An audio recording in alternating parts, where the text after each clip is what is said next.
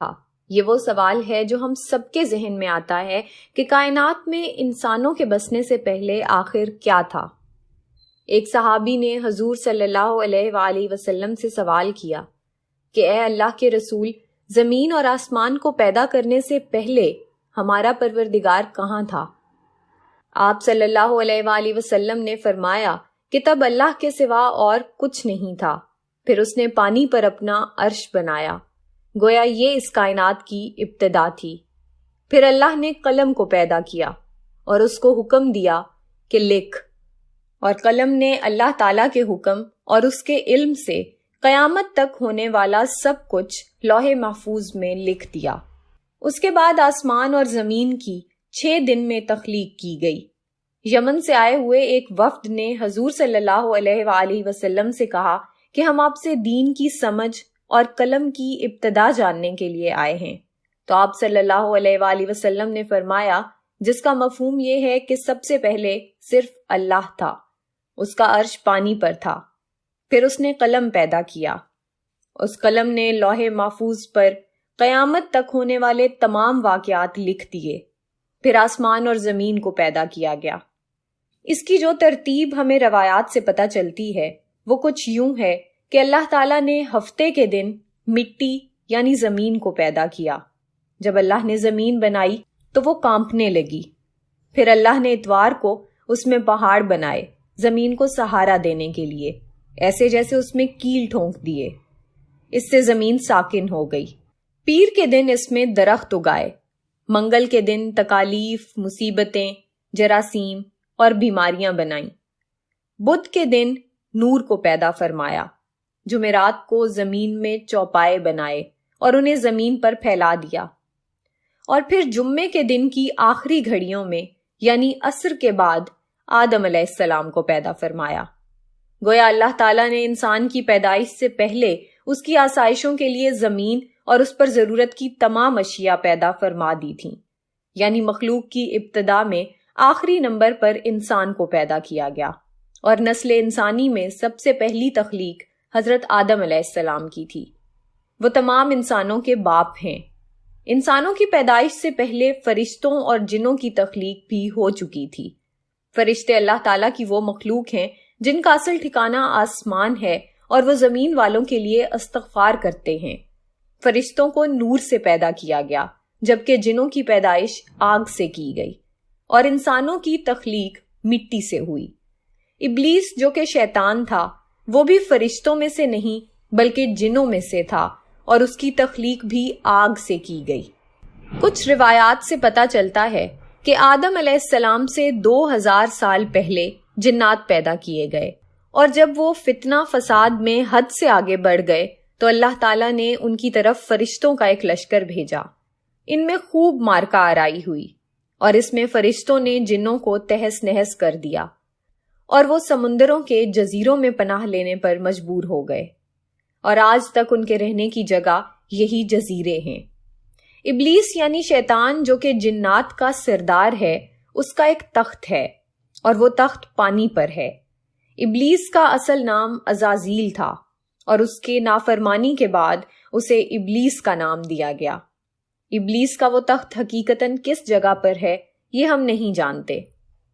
خیر، جب اللہ تعالیٰ نے زمین کو انسانوں کے ذریعے سے آباد کرنا چاہا تو انسان کی تخلیق فرمائی، کیونکہ جنوں میں انسان جتنی فہم و فراست نہیں تھی۔ کہا جاتا ہے کہ جنوں میں سب سے زیادہ علم رکھنے والا جن انسانوں میں سے ایک 10 سالہ بچے کے برابر عقل رکھتا ہے۔ اللہ نے انسان کی تخلیق کر کے اس میں روح پھونکی۔ پھر اللہ نے فرشتوں سے فرمایا کہ میں زمین پر اپنا نائب بنانے والا ہوں۔ فرشتوں نے اللہ سے پوچھا کہ ایسی مخلوق کو کیوں پیدا کرتا ہے جو زمین پر فساد کرے اور خون بہائے، اور ہم ہر وقت تیری تعریف اور پاکیزگی بیان کرتے ہیں۔ جس پر اللہ تعالیٰ نے فرمایا کہ جو کچھ میں جانتا ہوں وہ تم نہیں جانتے۔ فرشتوں کے اس سوال کے 2 مقاصد تھے۔ پہلا یہ کہ کیا یہ بھی جنوں کی طرح زمین پر فساد کریں گے، اور دوسرا یہ کہ کیا ہم سے تیری عبادت میں کوئی کوتاہی ہوئی ہے۔ بہرحال جب اللہ تعالیٰ نے آدم کو پیدا کیا تو زمین سے مٹی لانے کا حکم دیا۔ پھر اللہ کے پاس اس کے حکم کے مطابق مٹی لائی گئی، وہ مٹی اللہ تعالیٰ نے پوری زمین سے اٹھوائی تھی۔ یہی وجہ ہے کہ آدم کی اولاد زمین کے رنگ کے مطابق ہی ظاہر ہوئی، بعض سرخ، بعض سفید، بعض سیاہ اور بعض اس کے درمیان۔ اس مٹی کو پانی سے تر کیا گیا تو یہ طین بن گئی۔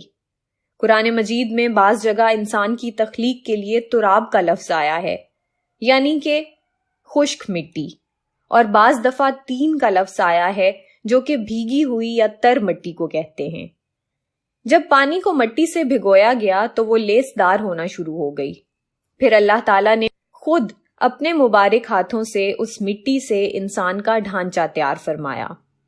اللہ تعالیٰ نے انسان کی تخلیق فرشتوں کے سپرد نہیں کی، بلکہ انسان کو خود ایک مورتی کی صورت میں ڈھالا۔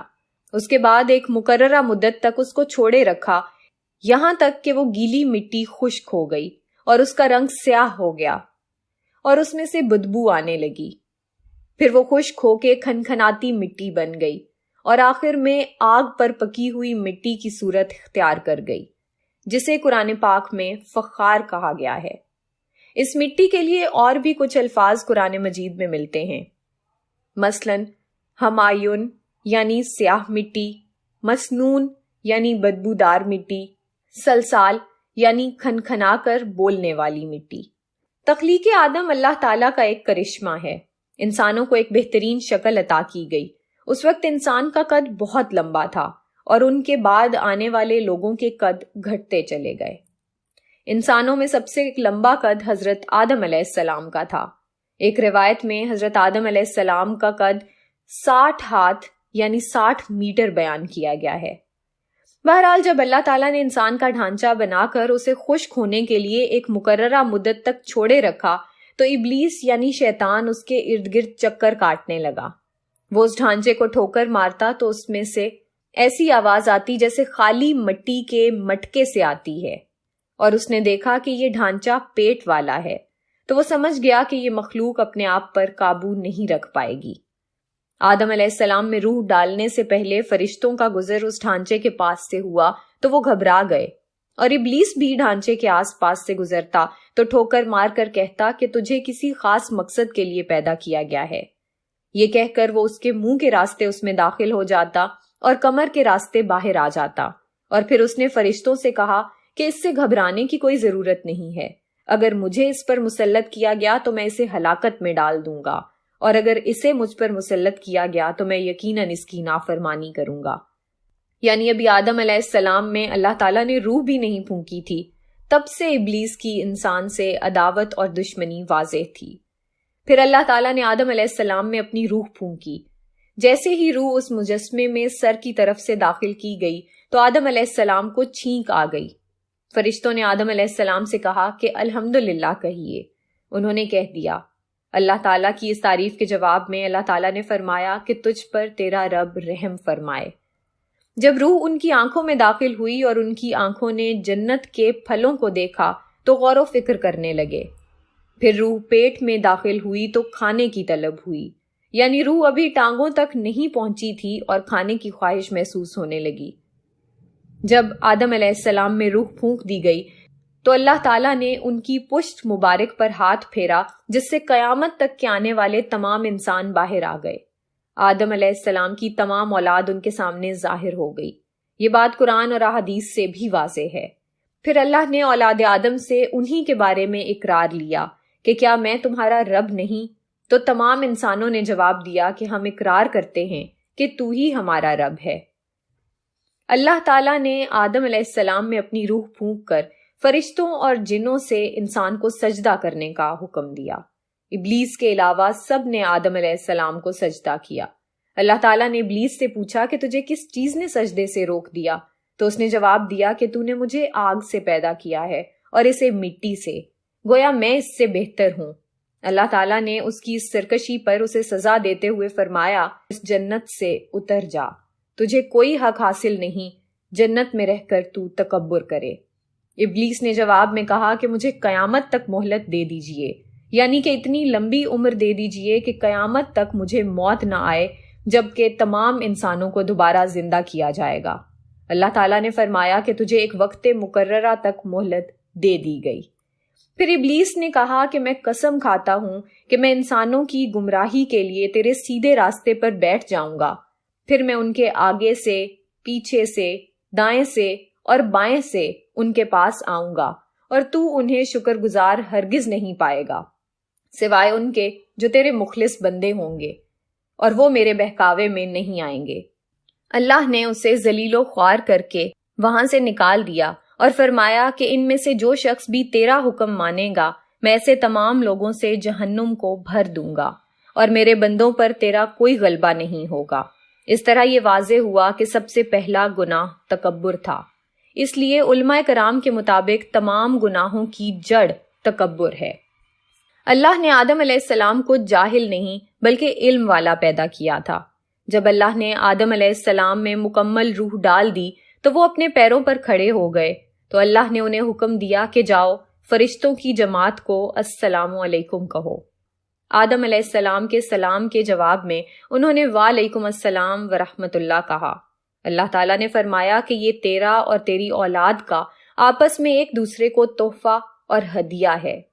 اللہ تعالیٰ نے آدم علیہ السلام کو ابتدا میں ہی تمام نام سکھا دیے۔ وہ اللہ تعالیٰ کے حکم سے آسمان اور زمین کی ہر چیز کا نام اور ان کا استعمال جانتے تھے۔ اللہ تعالیٰ نے ان تمام چیزوں کا نام جب فرشتوں سے پوچھا تو وہ ان چیزوں کے نام نہیں جانتے تھے۔ پھر آدم علیہ السلام نے ان تمام چیزوں کے نام بتائے۔ تب اللہ تعالیٰ نے فرشتوں سے فرمایا کہ کیا میں نے تمہیں نہیں کہا تھا کہ میں وہ جانتا ہوں جو تم نہیں جانتے؟ پھر ایک روز جب حضرت آدم علیہ السلام سو رہے تھے تو اللہ تعالیٰ نے ان کی بائیں پسلی سے اماں حوا کو پیدا فرمایا اور انہیں حضرت آدم علیہ السلام کا ہمسفر بنایا۔ جب آدم علیہ السلام بیدار ہوئے تو انہوں نے حوا کو پاس بیٹھے دیکھا۔ انہوں نے پوچھا کہ تم کون ہو؟ انہوں نے جواب دیا کہ میں عورت ہوں۔ حضرت حوا قیامت تک آنے والی تمام عورتوں میں سب سے زیادہ خوبصورت تھیں۔ حضرت آدم اور حضرت حوا دونوں جنت میں رہتے تھے۔ انہیں نور کا لباس پہنایا گیا۔ جب ابلیس نے انہیں گمراہ کرنا شروع کر دیا اور اللہ تعالیٰ نے جس درخت کے پاس جانے سے انہیں منع کیا تھا، شیطان نے انہیں وہی کھانے پر مجبور کر دیا اور اس پر جھوٹی قسمیں بھی کھائیں۔ انہوں نے اس درخت سے کھا لیا اور اللہ تعالیٰ کی نافرمانی کے مرتکب ہوئے۔ اللہ تعالیٰ نے ان سے نور کا وہ لباس لے لیا اور وہ برہنہ ہو گئے۔ وہ اس درخت کے پتوں سے اپنے آپ کو ڈھانپنے لگے، لیکن اس گناہ کے بعد غرور و تکبر کی جگہ وہ اللہ تعالیٰ سے معافی مانگنے لگے اور اس کی مغفرت کے طلبگار ہوئے۔ اس سے یہ بتایا گیا کہ خطا انسان کی فطرت کا حصہ ہے، کیونکہ وہ فرشتوں کی طرح معصوم نہیں ہیں۔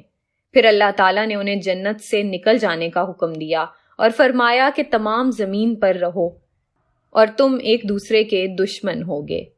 پھر وہ دونوں زمین پر اترے اور انہی کے ساتھ ابلیس بھی زمین پر اترا۔ حضرت آدم اور حضرت حوا نے اپنے رب سے معافی کے کلمات سیکھے۔ ایک روایت کے مطابق حضرت آدم کو ہند میں جبکہ حضرت حوا کو جدہ میں اتارا گیا۔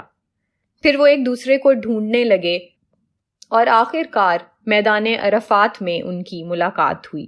حضرت حوا نے 20 ولادتوں میں 40 بچوں کو جنم دیا۔ ہر ولادت میں ایک لڑکا اور ایک لڑکی پیدا ہوتی تھی۔ سب سے پہلا جوڑا قابیل اور ان کی بہن کمین کا تھا، اور اس طرح زمین پر نسل انسانی کی افزائش شروع ہو گئی۔ مزید معلومات کے لیے ہمارے چینل کو سبسکرائب کیجیے۔